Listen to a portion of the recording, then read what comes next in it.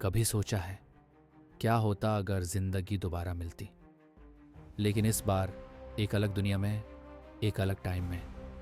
आर्नव मल्होत्रा एक ऑर्डिनरी इंसान, मुंबई का एक सॉफ्टवेयर इंजीनियर जिसका लाइफ सिर्फ कोड और डेडलाइंस तक सीमित था। पर एक रात एक एक्सीडेंट ने उसकी कहानी बदल दी। जब आर्नव ने आंख खोली, उसके सामने था एक पुराना महल और वो था एक नौकर। उसके कपड़े पुराने थे, हाथ में एक ट्रे, और आसपास लोग पूरी तरह अलग लैंग्वेज में बात कर रहे थे।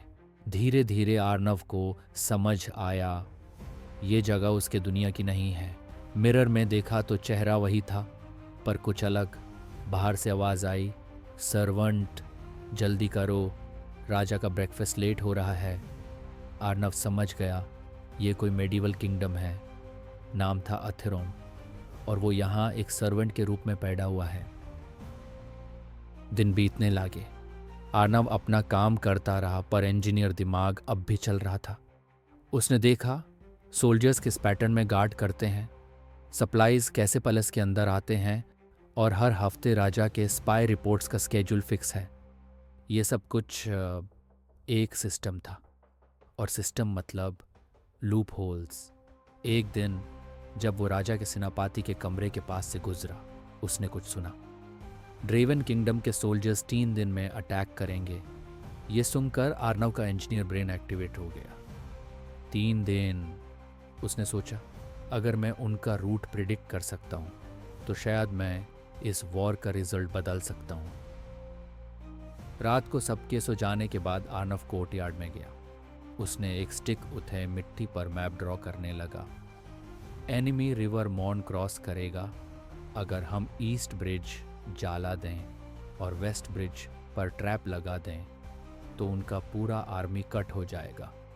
जैसे ही उसने प्लान कंप्लीट किया, मिट्टी थोड़ी देर के लिए नीली रोशनी से चमक उठी। आर्नव पीछे हटा। ये क्या था? रात भर वो सो नहीं पाया। सपने में एक आवाज आई, तुमने रूनेस ऑफ वॉर को जगाया है, तुम्हारा हर डिसीजन अब डेस्टिनी लिखेगा। आर्नव ने सोचा, रून्स, डेस्टिनी, ये सब हेलुसिनेशन है या सच? अगले दिन राजा के सैनिक परेशान थे। उनका प्लान फेल होने वाला था।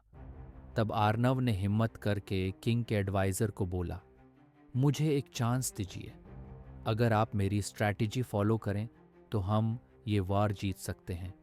पहले तो सबने हंस दिया, पर जब आर्नव ने अपना मैप दिखाया, राजा ने कुछ देर सोचा, फिर बोला, डू इट।